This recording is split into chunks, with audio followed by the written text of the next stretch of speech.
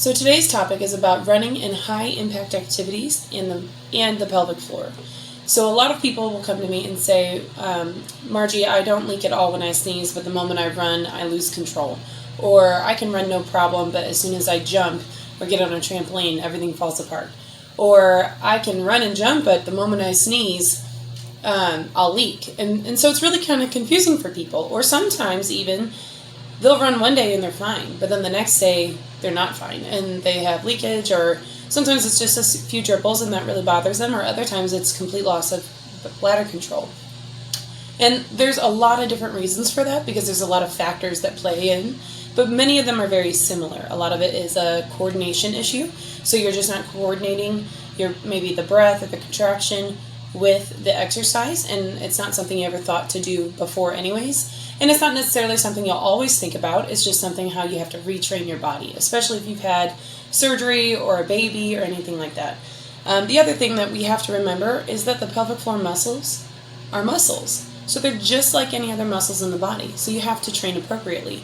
You have to scale the task to the strength of that muscle or whatever the demand you're putting on it.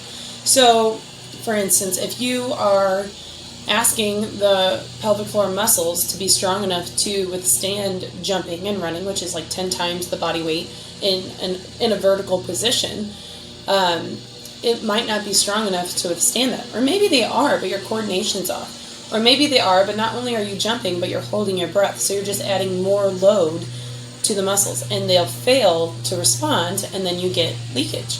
So it's not necessarily that they're not strong enough to run, but maybe one day you're doing sprints and you're holding your breath the whole time, or you're gripping through your abs, and another day you're doing more of a leisure run, or you're not going as fast and you don't have an issue. Or maybe one day you're actually running uphill. Uphill actually has less of an impact on the bladder and the pelvic floor than compared to running downhill or maybe even straight away. So there's a lot of factors that play into this. And sometimes the strategies to modify are very simple. Sometimes it's just a matter of changing your running pace, changing your speed, changing your form, maybe looking at the angle, maybe looking at your pelvis. Are you rotated under? Or do you stick your butt out too much?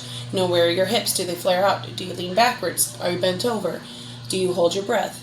Sometimes it's just a few little changes that can make a big difference in the long run. So if this is a topic that you yourself are struggling with, or you have friends that struggle with it, and people just kind of laugh it off and say, well, this is my new normal, I've had kids, reach out. Find a pelvic health therapist and work with them and stay consistent, because it can get better.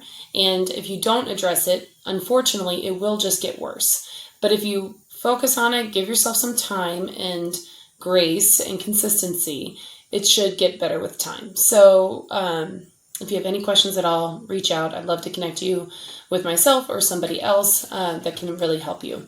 All right, let me know if you have any questions.